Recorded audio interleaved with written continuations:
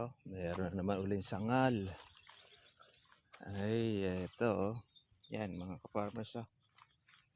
May sangalan tayo uli. Madami oh. Pero hindi naman po siya lanta. Huwag lang po malalanta. Kapag ka po ganito mga ka-farmers po yung nangyayari sa inyong kalamansi nasapak, huwag nyo na po siyang gagalawin. Once na yan po mga ka-farmers po ay magalaw po ninyo, unti-unti na po yung malalanta. Hayaan nyo lang po siya na nakaganyan hanggang doon sa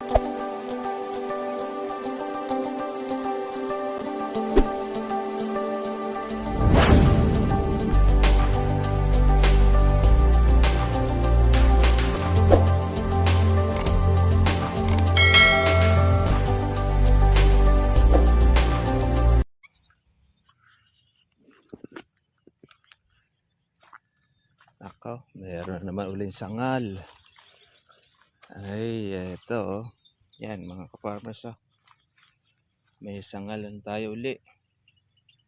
Madami oh. Pero hindi naman po siya lanta. Huwag lang po malalanta. Kapag ka po ganito mga ka-farmers po yung nangyayari sa inyong kalamansi nasapak, huwag nyo na po siyang gagalawin. Once na yan po mga ka-farmers po ay magalaw po ninyo, unti-unti na po yung malalanta. Hayaan nyo lang po siya na nakaganyan hanggang doon sa mapitas nyo po yung bunga. Basta yan po ay nakadugtong pa doon sa ating pinakapuno. Malaki po ang chance na makuha pa natin ang bunga. Pero pagka yan ay nawala na totally, ayun, matutuyo na lang siya. Sayang. Ilang kilo yan? Limbawa ito, kumuha siya ng 3 kilo. Sa 50 na lang mga ka-farmers, 150 rin yun ang mawawala sa iyo. Ito pa oh, nakakasangalan ng ating kalamansi. Ayan, lumigay sa bigat ng kanyang dala-dala.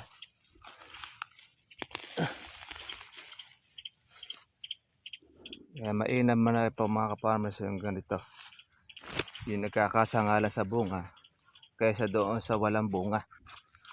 Nagtatayugan naman ang tawag doon.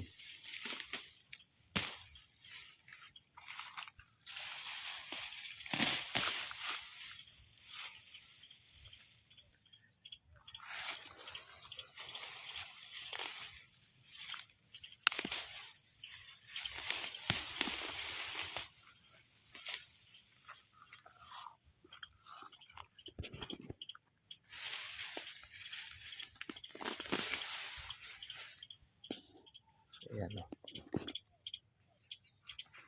Kalaylay.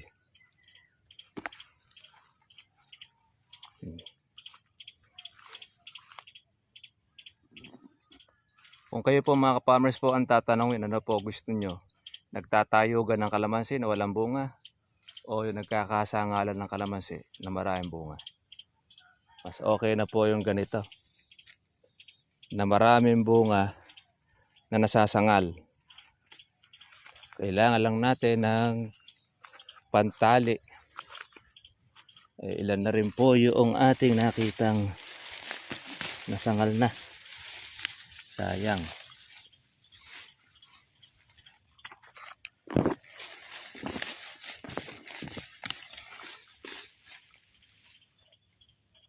Ito pa. Ito pa ang mga nasangal natin. Oh, pagka pumadadali pa ito yung malakas na hangin, lalo na.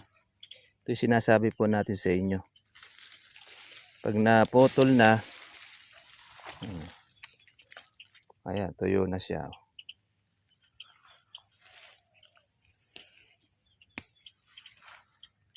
May 1 kilo rin ito. Sayang.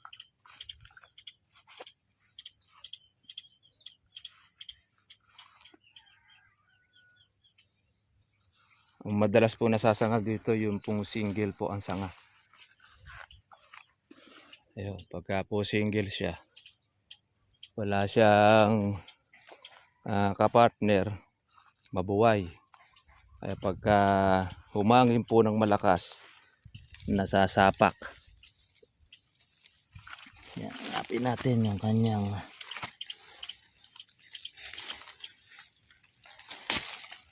hanggang doon sa ilalim puno ng bunga Kaya po pagka ganyan po kakapal, napakadali pong makapuno.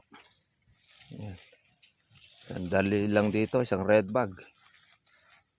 Kapag lumaki pa ito ng husto, makakumuha pa ito ng 5 kilo bawat puno. Pero meron pa dyan, mas higit pa sa 5 kilo kung makakalaki po ng husto. Pero pagka ganito naman po ang size, ay hindi niya po makakakuha ng 5 kilo. May puno na 5 kilo kapag malaki ang puno niya.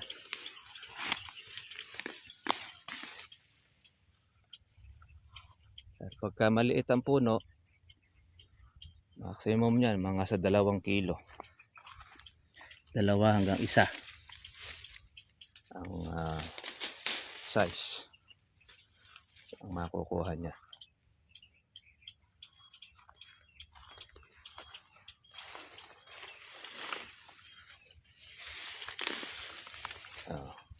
Maliit po na puno hindi na siya makalaki.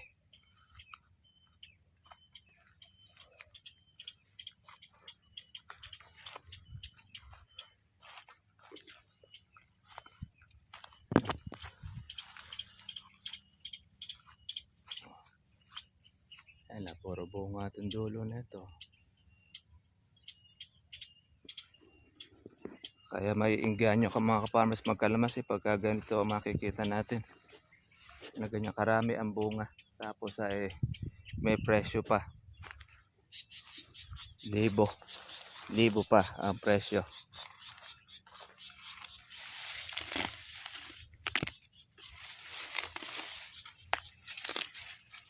Kaya masusulit po natin ang ating alaga sa ating kalamansi mga ka-farmers. Yan. Grabe ang bunga niya, no. Ayan, hanggang sa loob, oh. Para siyang ubas. Napakasipag.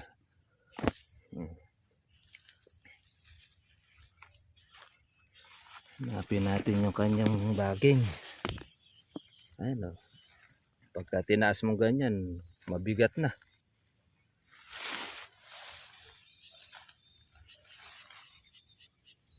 Ayun, sa loob.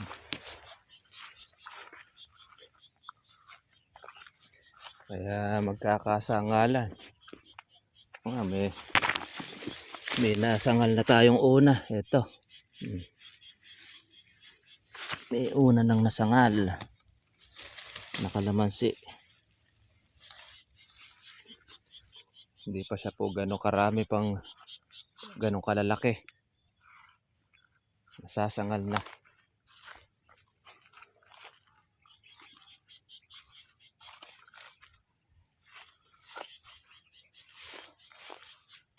Ito yung tawag nating bulitog. Kochok kung tawagin. Makapal din ang bunga niya. Kaya lang maliliit. Pag mahal ang kalamansi, maganda pong pamuno po yan. At dagdag pa rin po yan mga katribya po sa inyong kita.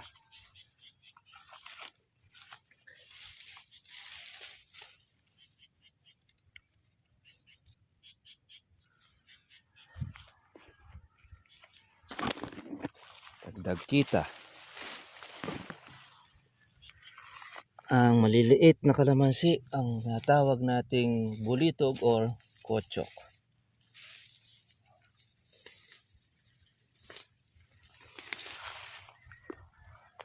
Meron na itong masamang timpla. Ito yung tinamaan na po ng punggos. Ayan. Dumilaw na po yung buong puno niya. Hindi natin alam kung aabot pa. yung bunga niya kung makakalaki. Sana man makalaki pa. Dumilaw na siya. Pero sayang, kapal po ng bunga niya. Nasa ugat na po yung punggos nito.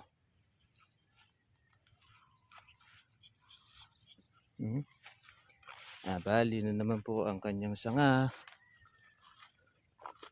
Kapos kapalaran. Nabali ang sanga. Ito, kapos kapalaran. Nabali din ang sanga sa dami ng bunga.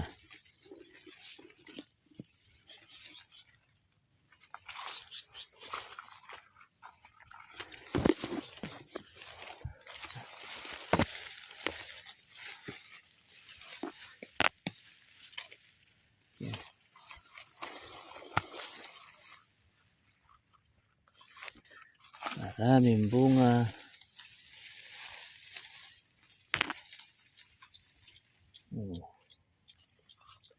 Asyado. Kasi sa ibabaw.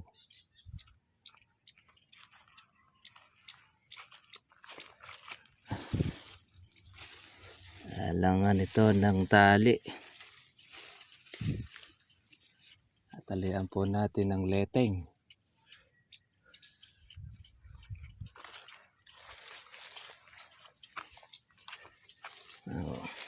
Laki ng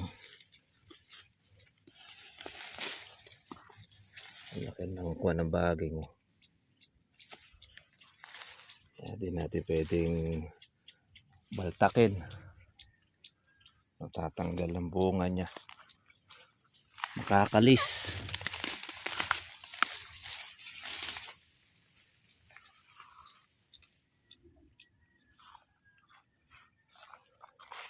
Yeah. Masyado. Galit na galit ah.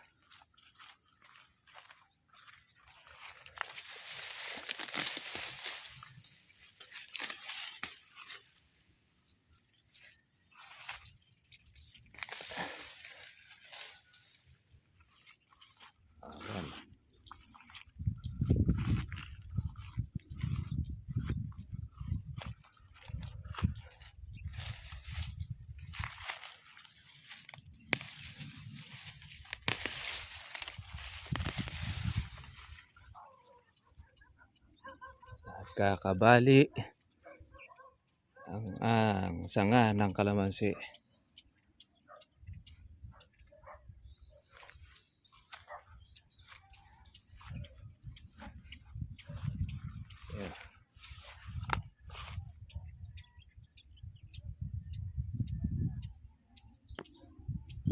Kaya mga katrivia, gusto niyo po ba na ganito ang inyong kalamansi? Ayan, nood po kayo ng ating pong vlog para po makita po ninyo. Paraan po natin ng paggawa ng pagparami po ng bunga. Ayan, meron tayo mga pamamaraan o mga teknik para yan ay magtuloy. Please, hindi po masayang po ang inyong pong pagpapagod, pag-aalaga. Mula sa taluktok hanggang doon sa loob, puno ng bunga. Paano mga farmers? Ayan, may nagpasyal lang po tayo dito sa ating pong farm para po makita yung sitwasyon po ng ating kalamansi. Yun na nga, nagkakasanga lang po sa dami. Kaya naman kailangan po ay matalian ng ating pong kasama ito. Ayan, nakapagtanggal na po tayo nila pong mga baging. Ayan, mga 10 araw pa para tayo ay makapitas ng ating pong kalamansi. Tatanggal muna tayo nito ng baging para maging maayos at ganahan po yung ating tagapitas. Okay mga farmers, kita-kita po tayo po bukas. God bless sa inyo lahat. Bye bye. Ganito po yung gawin po ninyo katribya na halay-hayan o tinuran. Yung paa niya.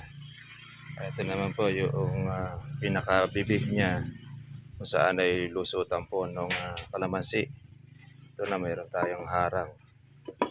Ayan. Lapat niya po ay nasa 5 feet siguro ito. Yan, kailangan po ay mataas po yung nasa unahan para umuuho yung kalamansi.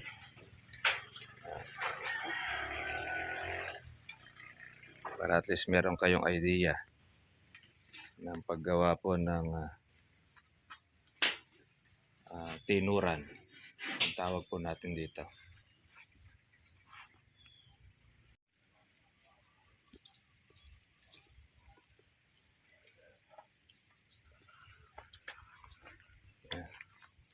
Yan, mayroong additional na upuan. Ayan ba, upuan ba yan? Oo, tama-tama. No? Para maraming upuan. Ang sandalan. Para sa tagulan.